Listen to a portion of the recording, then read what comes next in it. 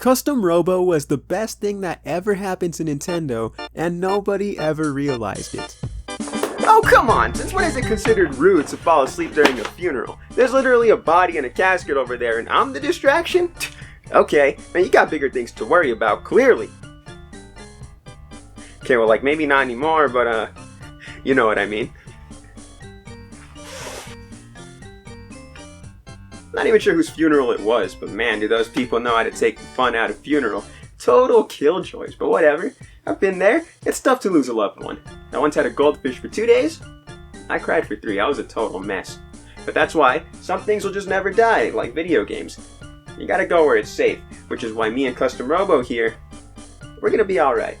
Even if it means pissing a lot of people off in the process.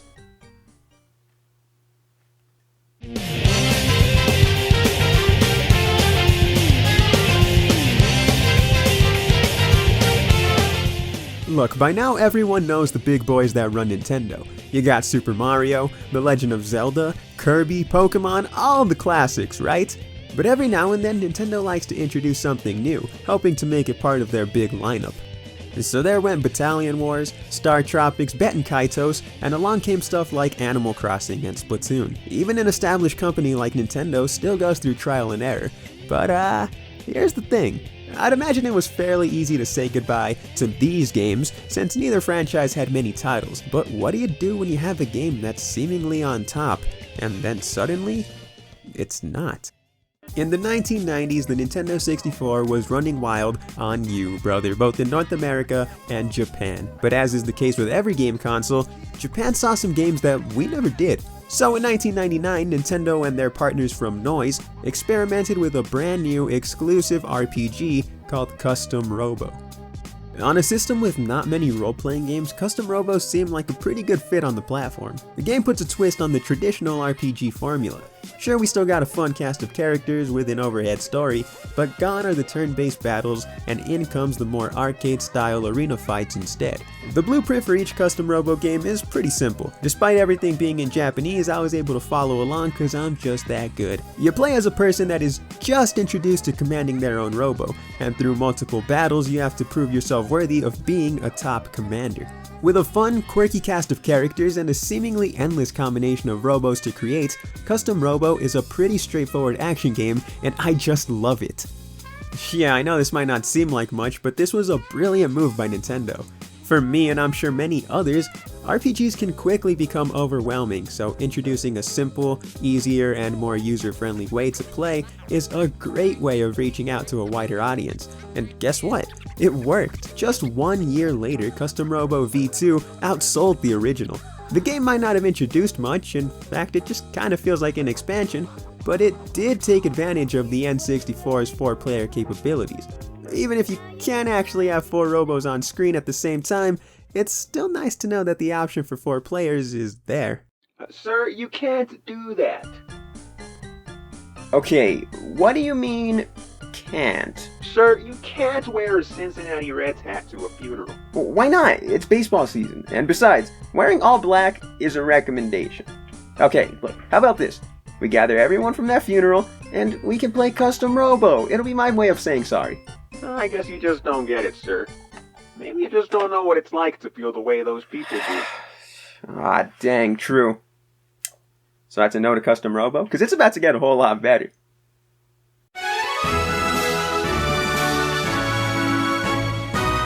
Alright, let's get serious. In 2002, Custom Robo made a pretty awkward transition to the Game Boy Advance. Once again as a Japan exclusive, now sporting a new 2D look to suit the device's capabilities, Custom Robo GX happened. It happened. It's not good, okay? And that's a tough pill to swallow. The most interesting thing I can say about GX is that, thanks to Nintendo Power, Nintendo 100% planned to release this to the US. I'm not sure why plans fell through, but that's a-okay with me. But you know what? Everything happens for a reason, and this led to the best decision ever made on this whole entire planet. Literally every other event in history pales in comparison to the release of God's greatest creation. Through the efforts of advertising in Nintendo Power magazine and spreading the word on the elementary school playground, making its North American debut, Custom Robo released on the Nintendo GameCube to pretty average reviews, I'm not even gonna lie. But since I don't like critics form my opinion, let me just say, in case you haven't figured it out by now, Custom Robo is my favorite video game of all time. Something about the cheesiness of the story, the fun cast of characters, the way it introduced me to anime girls, and the fast-paced pick-up and play style has always sat well with me. Yeah, it's not the most exciting game on the planet, but I'd consider it to be the perfect entry-level RPG if you're still kind of unsure about the genre like I tend to be.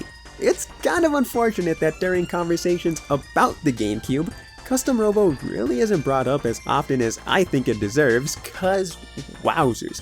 This is easily the best one in the entire series, and one of the most fun games on the GameCube, period. The graphics now boast this really techie style, and while I prefer the toy-like look of the original N64 games, I guess it kinda fits well with the whole robot theme, and plus Nintendo kinda likely just wanted to show off the GameCube's hardware capabilities. But with the graphics aside, the gameplay is now smoother than ever. The combat remains the same, but this game just feels right on the GameCube. Also, for the first time, Custom Robo officially has the power to showcase 4-player battles with all 4 robos on screen at the same time, alongside tons of customizables to keep you busy. While I'm not sure how loved the game is today, I definitely try my best to keep its memory alive whenever I can, by recommending Custom Robo on the GameCube to everyone.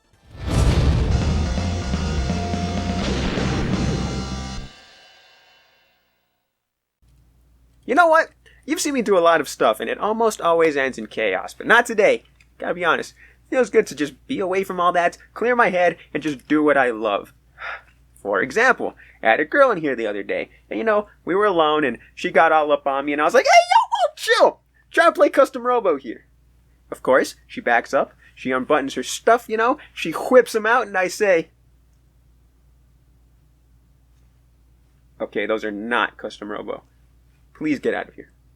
The popularity of the Nintendo DS still seems to be pretty untouchable. With that level of success, you'd imagine that just about any one of Nintendo's franchises would take off.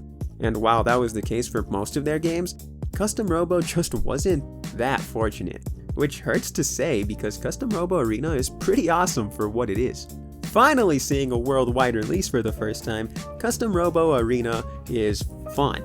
It's Custom Robo. It's got a new charming cast, new parts, and new gimmicks, but I just don't think that it made the impact that Nintendo was looking for. At the same time, I also don't think it was given much of a chance anyways. Again, the game is great, and it feels a whole lot like Custom Robo 1 and 2 for the N64, but who would know that, right? You gotta get noticed to get feedback, and I just don't think many people even notice Custom Robo's existence by this point. I mean, let's face it. Once Nintendo stops pushing you, and you're being advertised on the same page as Open Season for the DS, it's just not a good sign, and that's a pretty tough position to recover from. So that's where our story ends. For now. It's a shame Nintendo never made the attempt to push Custom Robo as a top RPG. Think about it. You can have Zelda be the adventure RPG, Fire Emblem as the tactical RPG, then you got Custom Robo as the action RPG. But I don't know, that's just my opinion. I will say this though, Nintendo certainly has Custom Robo in its thoughts and prayers, with numerous references in the Super Smash Bros. Series. So for what it's worth, I'm not completely giving up hope yet. I would really like it if Custom Robo made a return as one of Nintendo's headliners. I'm not exactly sure what Noise is up to these days, but I'm sure someone like Retro Studios or just Nintendo themselves would be up for the challenge to revive the series. Aside from the arcade-style gameplay, it'd be nice to see a more developed world and/or story mode for someone who doesn't have any friends and just wants to get lost in virtual interactions. I know I called Custom Robo the best thing to ever happen to Nintendo, and yeah, wow, that's a bit of a stretch. I do think there is success and genius in simplicity. It's just up to Nintendo to make it happen. Although this is all highly unlikely, a man can dream. Oh yes, a man can dream.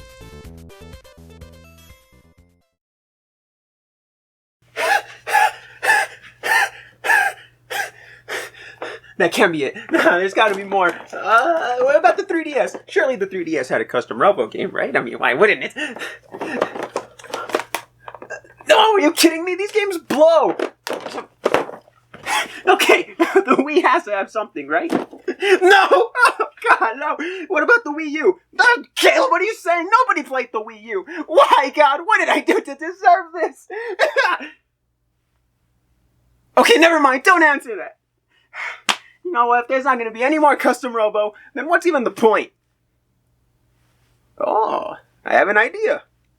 Alright, so here's the plan. I'm going to stand way over there, okay? Here's my car keys. Please just drive into me as fast as you possibly can, alright? Don't think about it. Just do it.